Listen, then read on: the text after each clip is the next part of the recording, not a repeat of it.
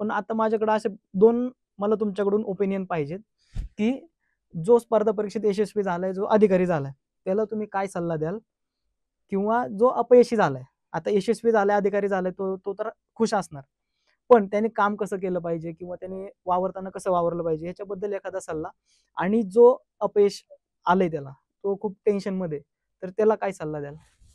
आता सर्वात पहिल्यांदा जो स्पर्धा परीक्षेमध्ये यशस्वी झालेला आहे, तर या ठिकाणी आयोगाने जे अभ्यासक्रम डिझाईन केलेले आहेत, म्हणजे जे अभ्यासक्रम मध्ये मुख्य परीक्षेमध्ये इथिक्स आणि इंटिग्रिटी नावाचा एक सब्जेक्ट आहे, तर या सब्जेक्ट मध्ये सगळ्या प्रश्नांची उत्तर आहेत की त्यांनी अधिकारी झाल्यानंतर कसं वागलं पाहिजे.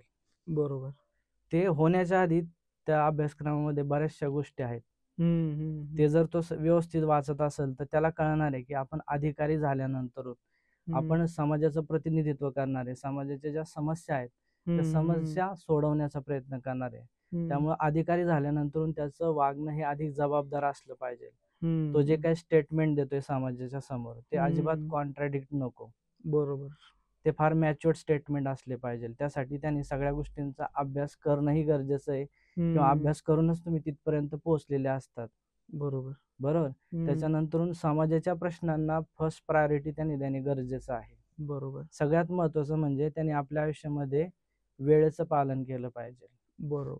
आपण बरेचसे सरकारी ऑफिसेस पाहतो, जे सरकारी अधिकारी आहेत, त्या ठिकाणी ऑफिसची जी वेळ असते, सरकारी कार्यालयांची वेळ असते, त्याच्यामध्ये अर्धा तास, एक तास अधिकारी उशिरा पोहोचलेले आपण पाहिलेले. बाहेर लोकांच्या रांगा लागलेल्या असतात आणि त्या अधिकाऱ्यांचं डेस्परेटली वेट करत असतात.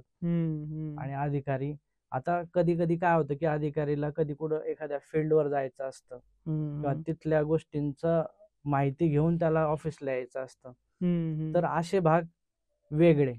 परंतु तुम्ही ज्यावेळेस अधिकारी म्हणून ज्यावेळेस समाजामध्ये येताना त्यावेळेस वेळेचं पालन होणं फार महत्वाचं आहे, की तुम्ही त्या वेळेत ऑफिसला आलेच पाहिजे.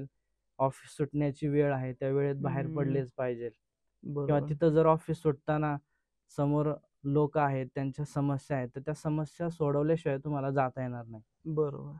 म्हणजे तुम्हाला वेळेचं जाण्यासाठी बंधन पाहिजे, येण्यासाठी बंधन नसावं. आता 5 वाजले किंवा 6 वाजले आणि आता माझी ड्युटी संपलेली, असं नको व्हायला. कारण जे येणारे नागरिक असतात त्यांच्या समस्या, कधी कधी एखादा नागरिक एकाच दिवशी 2-2, 3-3 वेळा रिपीट होत असतो, कुठलं तरी डॉक्युमेंट राहिलेलं असतं म्हणून परत पाठवलेलं असतं. तर ह्या सगळ्या गोष्टींना तुम्ही महत्त्व देणं गरजेचं आहे. आणि सगळ्यात महत्त्वाचं म्हणजे की तुम्ही एक जबाबदार अधिकारी होण्यासाठी तुम्हाला तुमच्या जबाबदाऱ्या समजून घ्यायला पाहिजे. बरोबर. एक अधिकारी आहे, तुमचं देखील स्वतःचं कुटुंब आहे, कुटुंबासाठी देखील तुम्ही तेवढाच वेळ दिला पाहिजे. बरोबर. तुमच्याही कुटुंबामध्ये मुलं आहेत, मुली आहेत, म्हणजे फॅमिलीसाठी पण तुम्ही तेवढा टाइम स्पेंड करणं गरजेचं आहे. तुम्हाला तुमचं कुटुंब देखील फार चांगल्या पद्धतीने सांभाळता आलं पाहिजे. आणि तुम्ही बाहेर जाताय तर हे सगळं मोठं कुटुंब आहे, त्यांना देखील तुम्हाला सांभाळायचं आहे. बरोबर. हे झालं सिलेक्शन झालं त्याचं, पण ज्याचं सिलेक्शन होत नाही तो खूप टेन्शन मध्ये असतो, डिप्रेशन मध्ये, नवे नवे तर कधी कधी काही जण सुसाईडचा देखील विचार करतात, तर यांच्यासाठी काय सल्ला द्याल?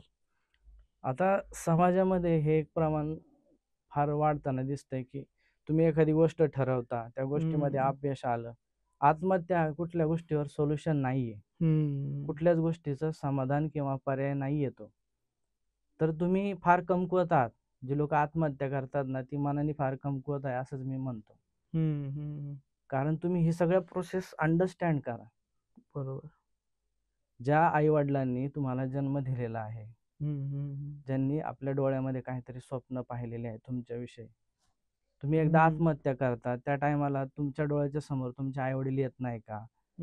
त्यांची स्वप्न दिसत नाही का? तुम्हाला तुमचे मित्र मैत्रिणी दिसत नाही का? सडनली डिसिजन घेता तुम्ही, हे सगळं चुकीचं आहे. तुम्ही स्वतः ज्यावेळेस मनाने परिपक्व असताना त्यावेळेस हे डिसिजन तुमच्या जवळ येत नाही. अपयश हे अंतिम नाहीये. बरोबर. आणि आत्महत्या हा त्याच्यावर पर्याय तर नक्की नाहीये. त्याच्यामुळं अपयश आलं तर अपयश ही यशाची पहिली पायरी आहे. अपयश कुठला व्यक्ती आहे की ज्याने पहिल्या अटेम्प्ट मध्ये त्याला यश मिळालेलं आहे?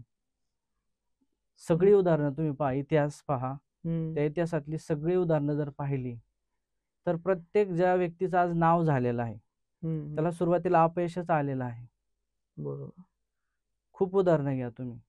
हम्म. अपयश हे सुरुवातीला येतं. हम्म.